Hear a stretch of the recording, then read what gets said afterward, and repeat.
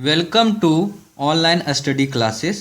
आज हम लोग क्वांटिटेटिव एप्टीट्यूड का सेट 3 डिस्कस करने जा रहे हैं। ये सेट 3 है। सेट 1 और सेट 2 जो है आपको चैनल पर अवेलेबल मिलेगा। आप उसको जो है एसएससी मैथ्स एसएससी नाम से एक फोल्डर बना हुआ है प्लेलिस्ट में, उसमें आप जाकर मैथ्स के सारे वीडियो को आप लोग देख सकते हैं। तो चलिए इसमें स्टार्ट करते हैं। इस सेट में हम आपको बताते हैं कि ये प्रीवियस ईयर में आपसे किस तरह से क्वेश्चन आपसे पूछा गया था और उसका क्या सॉल्यूशन होगा, क्या उस किस तरह का अप्रोच आपको लेना है एग्जामिनेशन में। तो इसमें देखिए 1 से लेकर 4 तक क्वेश्चन जो है ये पाई चार्ट का क्वेश्चन है। ठीक है, पाई चार्ट के क्वेश्चन को आप में अगर आप कर लेते हैं तो लगभग आपको 4 से 5 क्वेश्चन का आपको फायदा मिलता है पाई चार्ट में। इसलिए आप पाई चार्ट के क्वेश्चन को जरूर अटेम्प्ट कीजिए, क्योंकि वो काफ़ी आसान भी होता है, थोड़ा सा ट्रिक होता है, लेकिन आपका फुल स्कोरिंग होता है। तो चलिए निम्नलिखित पाई चार्ट में किसी पुस्तक के प्रकाशन में हुए खर्च का प्रतिशत वितरण दर्शाया गया है। तो कोई पुस्तक है, उसका प्रकाशन किया गया है, उसमें खर्च का प्रतिशत वितरण दर्शाया गया है। पाई चार्ट का अध्ययन कीजिए और प्रश्नों का उत्तर दीजिए, ये आपको निर्देश दिया गया है। फिर है पुस्तक के प्रकाशन में हुए बहुत सारे खर्च है, वो सारा जो खर्च है वो खर्च प्रतिशत में आपको दिया गया है। तो देखते हैं, इस चीज़ को ध्यान में रखिएगा कि ये खर्च जो है प्रतिशत में दिया हुआ, तो ये आपका खर्च है, तो इसको आप ध्यान से देखिए। तो क्या है, यहाँ रॉयल्टी लागत में 15% है, प्रोत्साहन लागत में 10%, मुद्रण लागत में 20%, परिवहन लागत में 10%, कागज लागत में 25%, जिल्दबंदी में 20%। तो इस तरह से सारे चीज़ का लागत आपको प्रतिशत में दिया हुआ है। अगर आप चाहते हैं कि एक शॉर्ट में आपको एक आइडिया मिले तो आप इधर जो है एक बनाइए, इधर लिखिए कि क्या क्या चीज़ का लागत है, इधर परसेंटेज लिख दीजिए। या फिर बार बार आपको जो कंप्यूटर का जो स्क्रीन होता है ना, उसमें बार बार आपको रोटेट करना पड़ता है, ऊपर नीचे करना पड़ता है। एक सवाल को कीजिएगा, फिर से आप इस डायग्राम को देखिएगा। अगर किसी में डायग्राम अगर बगल में दे देता है तब तो ठीक है, नहीं तो आप क्या कीजिएगा, रफ शीट में इस तरह का आप बना लीजिएगा। आप क्या कीजिएगा, यहाँ पे लिखिएगा शॉर्ट में रॉयल्टी के लिए आप ROY भी लिख के छोड़ सकते हैं। रॉयल्टी लागत में आपको कितना परसेंट है, 15%। प्रोत्साहन में आप लिख दीजिएगा आपको मतलब जिससे कि आप समझ जाइएगा कि हाँ इसका मतलब प्रोत्साहन ही है। आपको जैसा सुविधा बुझाए आप उस तरह का लिख लीजिएगा, लेकिन एक शॉर्ट में आप अपने रफ शीट पे जहाँ पर कि सारा प्रॉब्लम आप सॉल्व करते हैं, रफ शीट आपको दिया जाता है एग्जामिनेशन में, तो वहाँ पर आप शॉर्ट में इस तरह से बना लीजिएगा कि कागज़ पर जो है, कागज़ पर कितना लागत है 25%, और जिल्दबंदी, तो जिल्दबंदी पर जो है आपका कितना है 20%। ठीक है, इस तरह से आपने पूरा एक चार्ट तैयार कर लिया है। आप इसको एक बार ये परसेंटेज देखिए, पूरा होने पर जो है 100% होना चाहिए। आप इसको काउंट करके देखिए, 10 20 10 30 10 40 40 20 आपका 60 हो गया, 60 20 80 90 और ये 5 5 100 हो गया, मतलब 100%, यानी पूरा 100% का आपको ब्यौरा दिया हुआ है। अब देखिए इसका क्वेश्चन पढ़िए। तो इसके क्वेश्चन में दिया हुआ है कि पुस्तक पर रॉयल्टी मुद्रण लागत से कितनी कम है, यानी मुद्रण लागत में जितना लगा है उससे जो है रॉयल्टी जो है रॉयल्टी लागत में कितना कम है, मतलब ज़्यादा किस में लगा। ऐसे भी देखिए, जो रॉयल्टी लागत है वो 15% है, रॉयल्टी 15% है, और जो मुद्रण लागत है वो 20% है। इसका मतलब है ज़्यादा तो मुद्रण में लगा था, रॉयल्टी में कम लगा था। आप ऐसे सवालों को देखकर डायरेक्ट आप इस तरह से नहीं कीजिएगा कि 20 - 15 कर दिए 5%, देखे यहाँ आगे में ही 5%, सेकेंड ऑप्शन था, टिक मार के आगे बढ़ गए। ये कीजिएगा इस तरह के सवाल में तो आपको गलती होगा। देखिए इसमें क्या करना है, आपको मानना है कि अगर जहाँ ये पूरा 100 रुपये का लागत होता, अगर 100 रुपया खर्च होता आपके पास, तो आपका अगर 100 रुपया, यहाँ पे देखिए इस सवाल को बना रहे हैं, यहाँ पे सॉल्व करते हैं। अगर 100 रुपया रहता लागत तो उसमें रॉयल्टी पर कितना खर्च होता, 15%। 100 का 15% कितना हुआ, 15 रुपया, 15 टका इसको जो है रॉयल्टी पे खर्च होता। अब चलते हैं मुद्रण पर कितना लागत होता, मुद्रण करने पर। तो मुद्रण करने पर इसको जो लागत होता वो क्या होता, 20%, यानी कि 20 रुपया। 100 में 20 लगता तो ये 20 होता। अब बताइए, इसमें देख के बताइए कि जो मुद्रण का जो लागत है मुद्रण करने में वो रॉयल्टी से कितना ज़्यादा है, तो 5 रुपया ज़्यादा है। मतलब 100 में 5 रुपया आपका ज़्यादा है, मतलब 100 रुपया का टोटल लागत है। तो लेकिन चूंकि ये नहीं पूछ रहा है, आपसे पूछ रहा है कि मुद्रण लागत से कितना कम है, मुद्रण के कंपेयर में आपको लिखना है। ना कि 100 के कंपेयर में। इसलिए आपको बोले डायरेक्ट अगर आप घटाते तो 100 के कंपेरिजन में निकालते, लेकिन चूंकि यहाँ मुद्रण लागत से कितना कम है, मुद्रण लागत के कंपेरिजन में आपको निकालना है, इसीलिए जो है आपको इस तरह से प्रोसीड करना है। अब देखिए कितना कम है, 20 में 15 घटाइए, कितना कम है, 5 कम है। किसके कंपेरिजन में, मुद्रण लागत के कंपेरिजन में, तो 5/20 कीजिए, ठीक है, 5/20 किए, इसको गुना 100 कीजिए, तो 20 पंचे 100, देखिए कितना परसेंट आया, 25% आया। तो आपका जो आंसर होगा ये थर्ड ऑप्शन होगा। देखिए जो लोग नहीं समझे उसको फिर से समझने की कोशिश कीजिए कि जो रॉयल्टी है, रॉयल्टी पर जो अगर इसको 100 मानते हैं तो रॉयल्टी पर कितना है, 15 रुपये, मुद्रण पर 20 रुपये। अब देखिए आपसे पूछ रहा है कि पुस्तक पर रॉयल्टी मुद्रण लागत से कितना प्रतिशत कम है, यानी मुद्रण लागत के कंपेरिजन में आपको निकालना है, ना कि पूरे होल के कंपेरिजन में। तो मुद्रण लागत से 5 कम है, 5 रुपया कम है, देखिए ना, 20 में 15 घटाइए, 5 कम है। किसके कंपेरिजन में, मुद्रण लागत के कंपेरिजन में, तो 5/20 गुना 100 कर दीजिए, तो आपको 20 पंचे 100 यानी कि 25% हो गया, और यही आपका आंसर हो गया। तो ये थर्ड ऑप्शन में है 25%। तो ये डायग्राम आप इसको ध्यान में रखिएगा, ठीक है। अभी इसको अगर उतारना चाहते हैं तो उतार भी सकते हैं, क्योंकि अब जो बाकी का और इसमें 3 प्रॉब्लम है वो सारा जो है इसी डायग्राम पर आपका सॉल्व करके दिखाएंगे, ठीक है। तो चलते हैं आगे। नेक्स्ट सवाल है इसी में, सेकेंड सवाल है, रॉयल्टी पर हुए खर्च के अनुरूप सेक्टर का केंद्रीय कोण क्या होगा। मतलब कि उसका जो जिस तरह से ये सेक्टर है तो इस तरह का जितना भी बना हुआ है, तो देखिए केंद्रीय कोण ये होता है, मतलब ये वाला कोण, ये वाला कोण, ये सब जो है सेंट्रल पे, मतलब ये सेंटर पे जो कोण बनता है उसी को बोलते हैं सेंट्रल एंगल। तो ये वाला एंगल या कोई भी जो भी एंगल है उसका मान क्या होगा। तो रॉयल्टी पर बताते हैं आपको, आप लोग लिख लिए होंगे हमको उम्मीद है कि रॉयल्टी पर जो आपका पता है कि रॉयल्टी पर जो खर्च होता है वो 15% का लागत होता है। तो 100 में 15% जो है रॉयल्टी पर वो खर्च करता है। तो पूछता है कि 15% जो है कितने एंगल के बराबर है, ठीक है। तो इस तरह का सवाल बनाने के लिए आपको हम बताते हैं कि आपको एक शॉर्ट ट्रिक बताते हैं आपको कि इस तरह से क्या कीजिएगा, इस तरह से लिखिएगा। अगर देखिए ये पूरा एंगल को अगर जोड़ दिया जाए, इस पूरे एंगल को, तो कितना बनता है, 360 डिग्री का कोण बनता है। आप लोग जानते हैं कि एक सेंटर के, एक पॉइंट के चारों तरफ का जो कोण होता है वो 360 डिग्री का कोण होता है, ठीक है।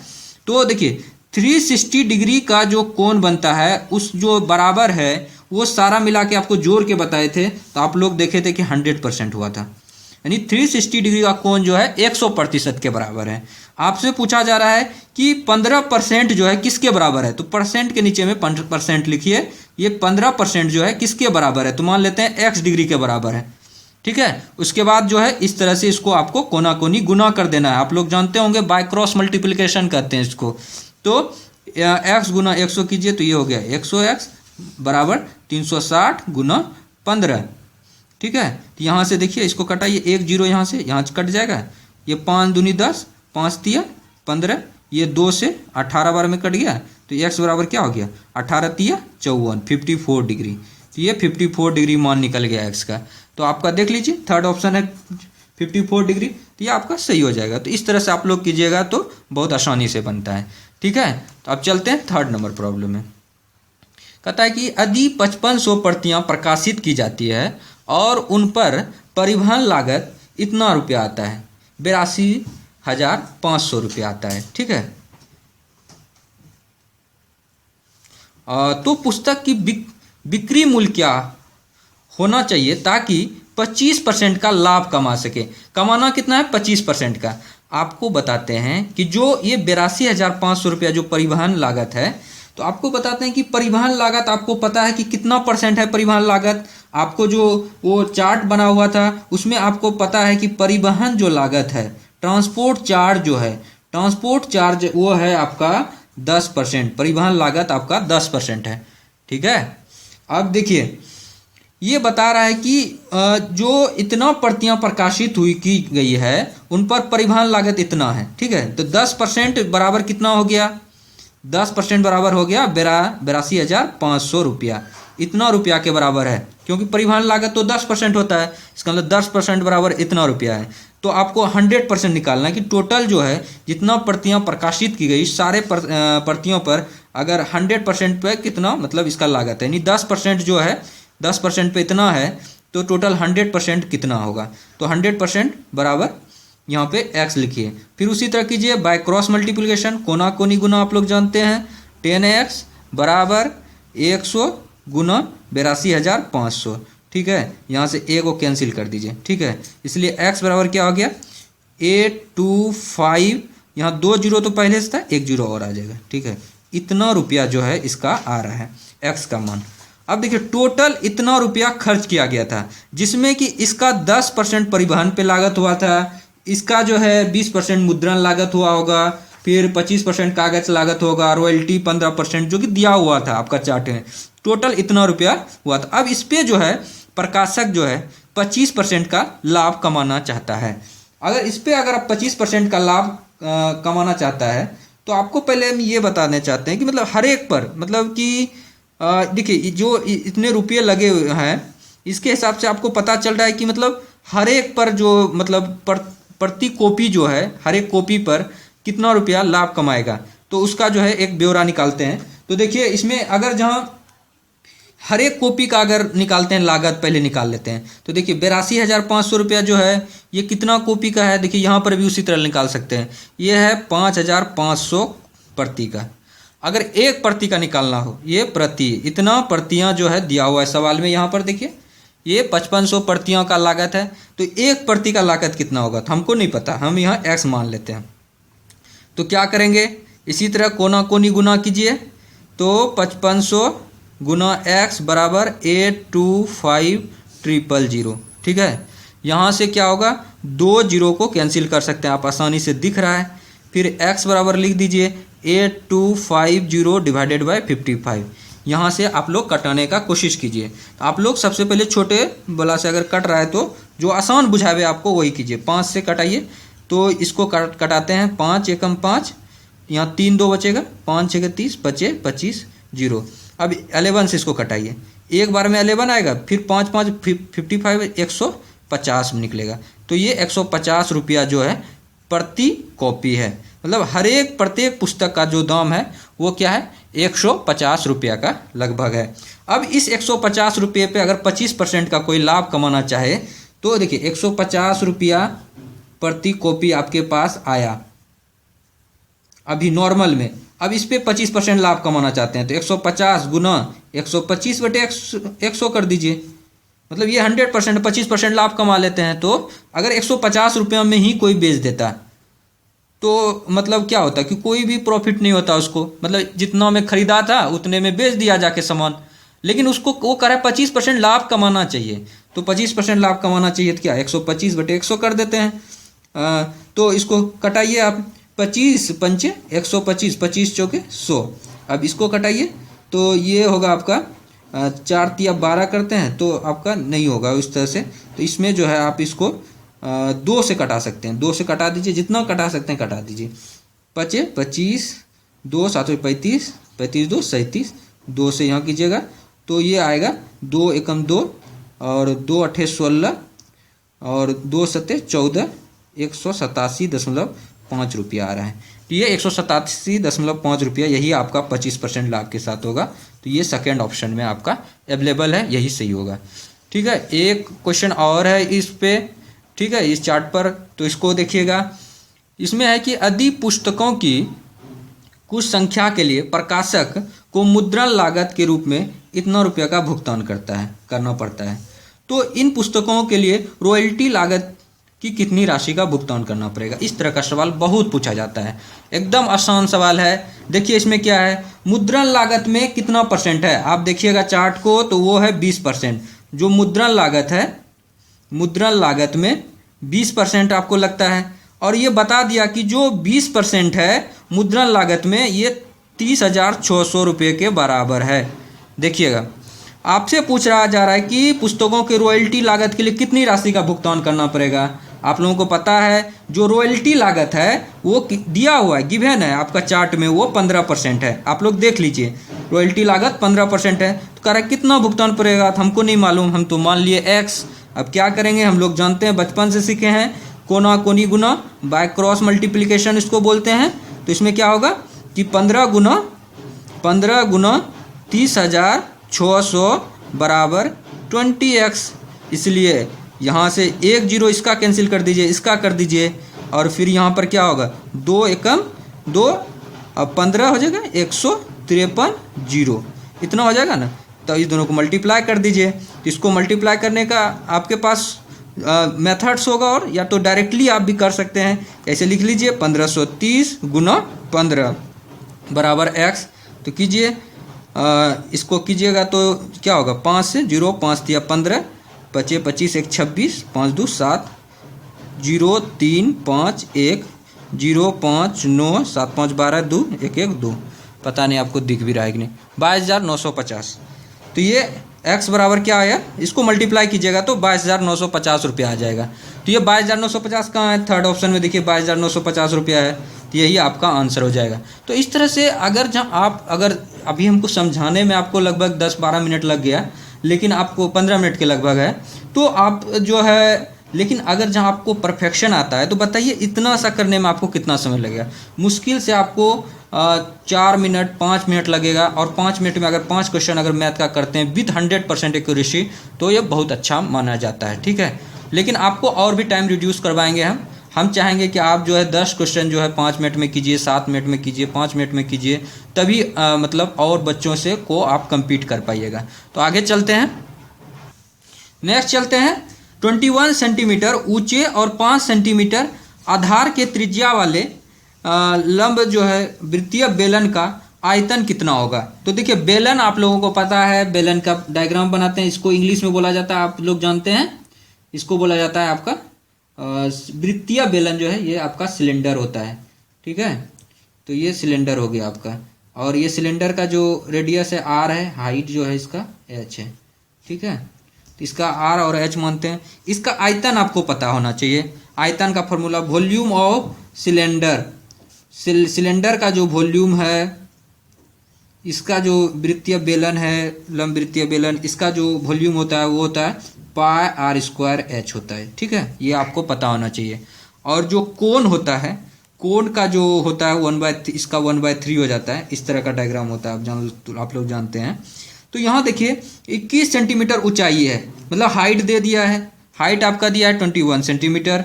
आधार का त्रिज्या ये देखिए 5 सेंटीमीटर दिया है। आधार का जो त्रिज्या है वो भी आपका ये सॉरी 21 सेंटीमीटर ऊंचाई है, तो ऊंचाई आपको 21 सेंटीमीटर दिया है, और रेडियस आपको 5 सेंटीमीटर दिया है, ठीक है। तो h 21 सेंटीमीटर है, r आपको 5 सेंटीमीटर है, तो इसका आपको आयतन मांग रहा है। आयतन का फॉर्मूला आपको पता है पाई r² h होता है। इसमें आप लोग क्या कीजिएगा 22/7 r² यानी कि 5 गुना 5, और हाइट जो है 21, ठीक है। इसको रख दीजिए 7 तिया 21, आप लोग को पता है 25 25 25 तिया 75, 75 गुना 22 कीजिएगा, 75 गुना 22 कीजिएगा।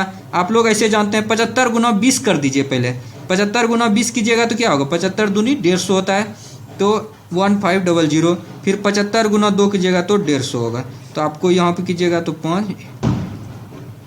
1650 घन सेंटीमीटर यानी सेंटीमीटर क्यूब, 1650 सेंटीमीटर क्यूब। और ये जो है आपका फोर्थ ऑप्शन में है ना, 1650 घन सेंटीमीटर, ठीक है। नेक्स्ट चलते हैं 6 नंबर प्रॉब्लम में। बहुत ही आसान सा प्रॉब्लम है कि 8 संख्याओं का औसत 21 है, यदि प्रत्येक संख्या को 8 से गुना किया जाए, मतलब हर एक संख्या को 8 से गुना किया जाए, तो संख्याओं के नए जो समूह बनेगा उसका औसत क्या होगा।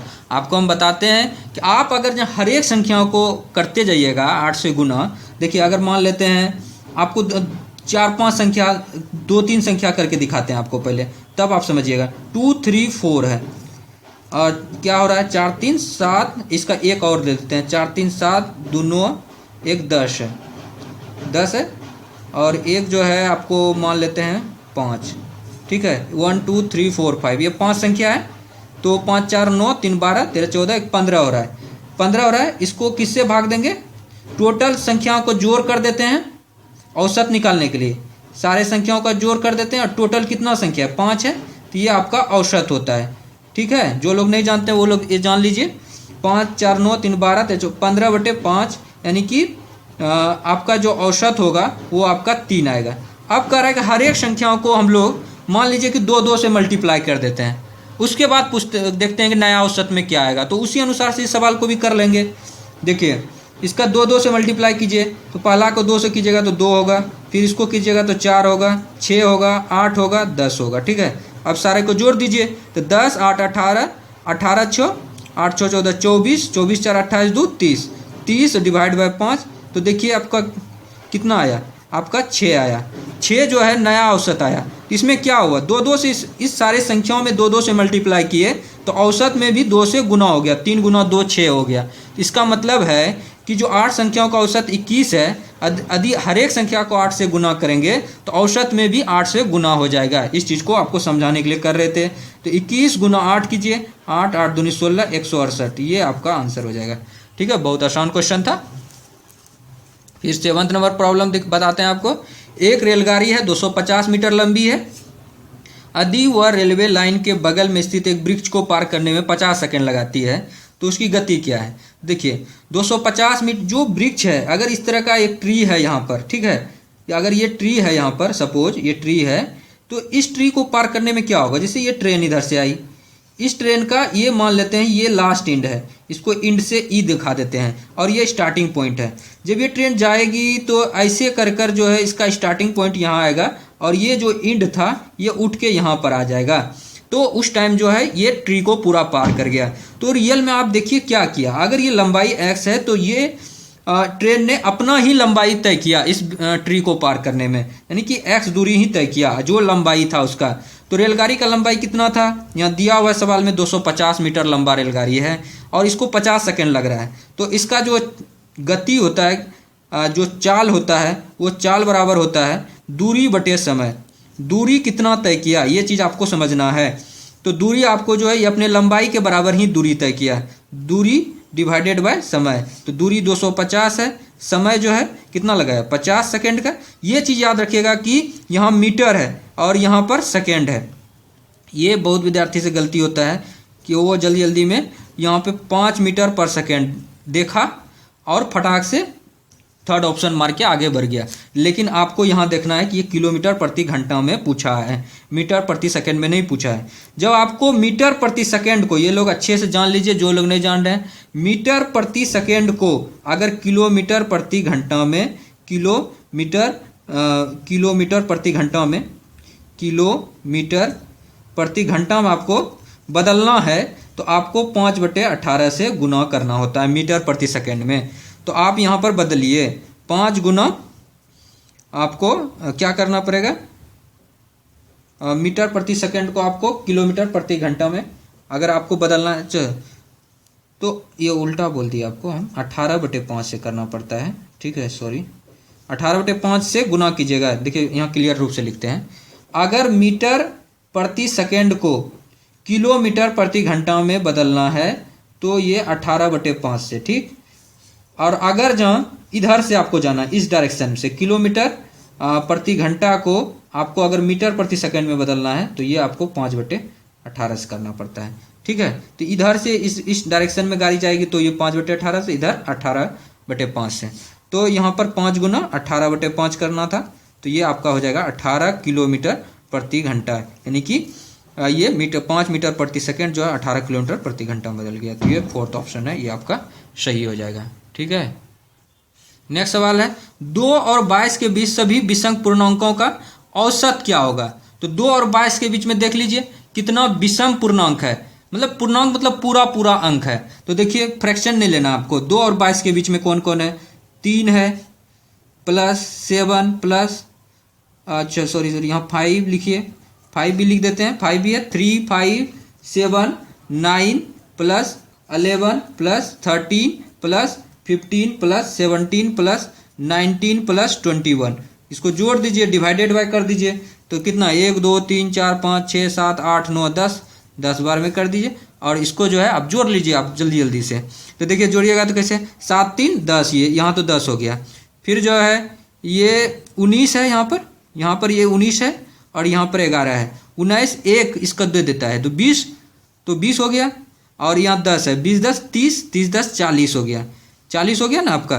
फिर उसके बाद जाके देखिए 40 और ये 14, तो 40 10 50 4 54 हो गया, 54 हो गया, 54 ये 21 है, 54 और 20 कितना होगा पहले जोड़िए, 74 1 75 हो गया।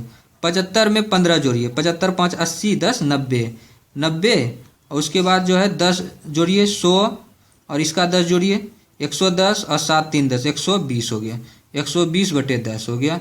और ये आपका कितना होता है 120/10? 12 होता है। इसका औसत जो है 12 हो गया। जब औसत वाला चैप्टर पढ़ाएंगे तो आपको शॉर्ट ट्रिक भी इसके लिए बताएंगे किस तरह से करना है, ठीक है। तो फिर नेक्स्ट चलते हैं।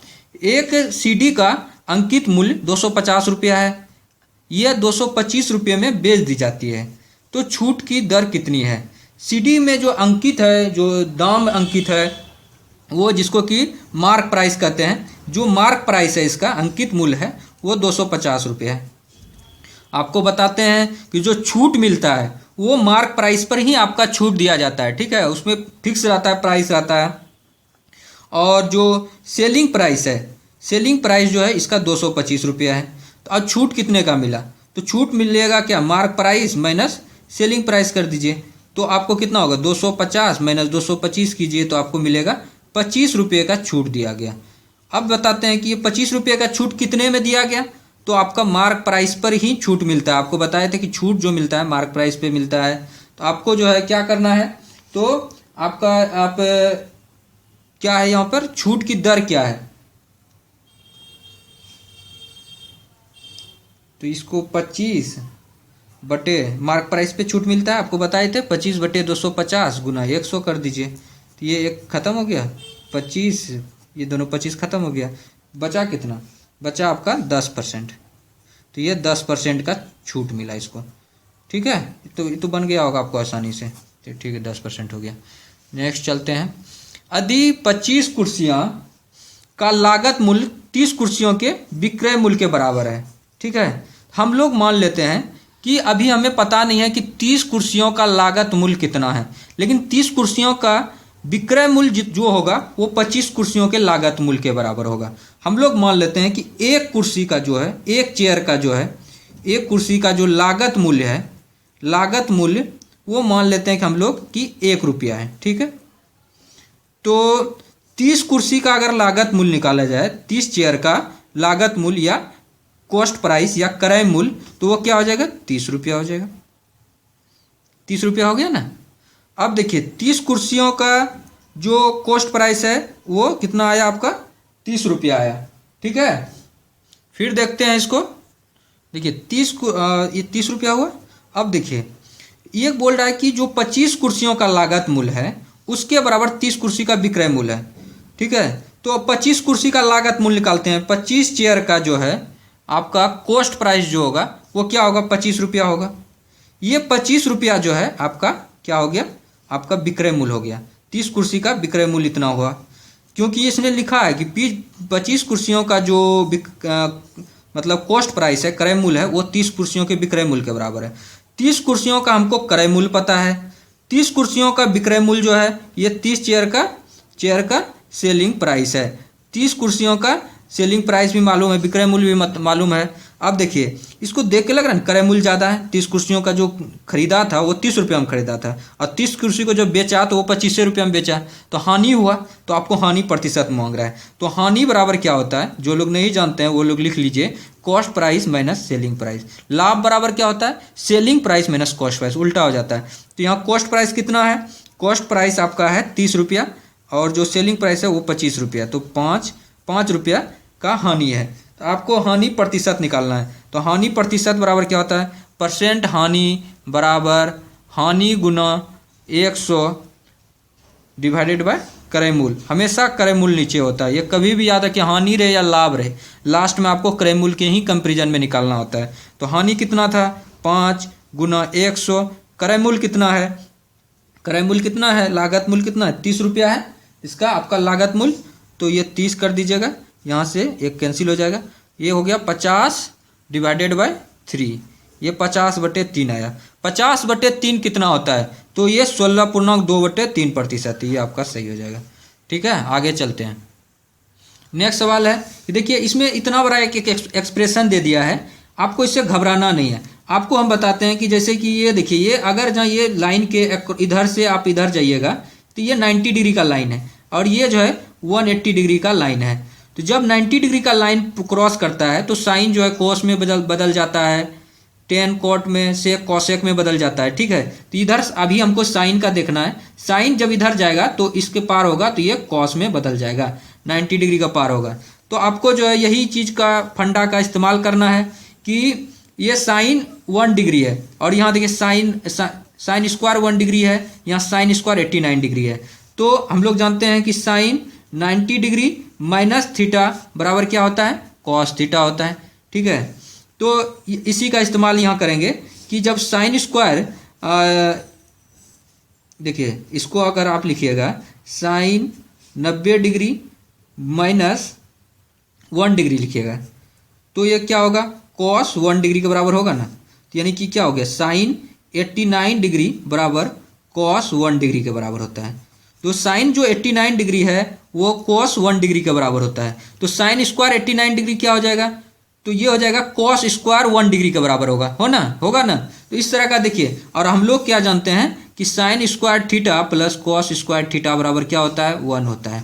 तो यहाँ देखिए साइन स्क्वायर 1 है, यहाँ पर भी साइन स्क्वायर 89 है, तो ये दोनों साइन स्क्वायर 1, ये हो जाएगा कॉस स्क्वायर 1। तो sine square 1 plus cos square 1 बराबर 1 हो जाएगा। इस तरह का देखिए बहुत सारा पेयर बना हुआ है, साइन स्क्वायर 11, ये दो पेयर हो गया, ये 21 का आपका 69 के साथ 3 पेयर हो गया, 31 का 59 के साथ 4 पेयर हो गया, फिर 41 का 49 के साथ 5 पेयर हो गया। तो ये टोटल 5 पेयर हो गया, यानी 5 तो होगा ही। अब उसके बाद देखिए साइन 45 डिग्री का मान क्या होगा, 1/√2, इसका स्क्वायर कर दीजिए तो 5 + 1/2 यानी कि 5.1/2। तो ये 5.1/2, ये जो है सेकेंड ऑप्शन आपका सही हो जाएगा, ठीक है। एक सवाल और है, इसको करते हैं, लास्ट प्रॉब्लम होगा इस लेक्चर का, ठीक है। इसके बाद देखिए x बराबर a sine theta plus cos theta, y बराबर b sine theta minus cos theta. तो x स्क्वायर बटे a square plus y square बटे b स्क्वायर का मान क्या होगा। तो देखिए, तो x बटे a कीजिएगा इस सवाल को देख के, तो आपको क्या लिखिएगा, sine theta plus cos theta लिखिएगा। फिर देखिए y बटे b कीजिएगा तो आप लिखिएगा sine theta minus cos theta, और इसी तरह से जो है आपको दोनों का स्क्वायरिंग कर देना है। तो स्क्वायरिंग कीजिएगा तो क्या हो जाएगा, sine theta plus cos theta का इसका स्क्वायर कीजिएगा, और प्लस और sine theta minus cos theta का स्क्वायरिंग कीजिएगा। तो ये इसको आप सॉल्व कीजिएगा तो आपको एक वैल्यू आएगा, और उस वैल्यू का मान होगा लगभग आपको 2 के बराबर होगा। तो आपका ये 4th ऑप्शन सही होगा, ठीक है। इसको आप लोग कीजिएगा, तो इसको कर देते हैं हम जितना सा हो सकता है। Sine square theta plus cos square theta तो 1 हो जाएगा, plus 2 cos theta sine theta, यहाँ पर minus 2 cos theta sine theta, दोनों कट जाएगा। इसका भी sine square theta plus cos square theta जो है 1 हो जाएगा, तो 1 + 1 ये 2 होगा। तो ये 4th ऑप्शन सही हो जाएगा। तो ठीक है, आपको ये वीडियो कैसा लगा, अगर आपको ये वीडियो अच्छा लगा तो आप हमारे चैनल ऑनलाइन स्टडी को आप लोग सब्सक्राइब कीजिए, और ज़्यादा से ज़्यादा अपने दोस्तों के बीच में इस वीडियो को शेयर कीजिए।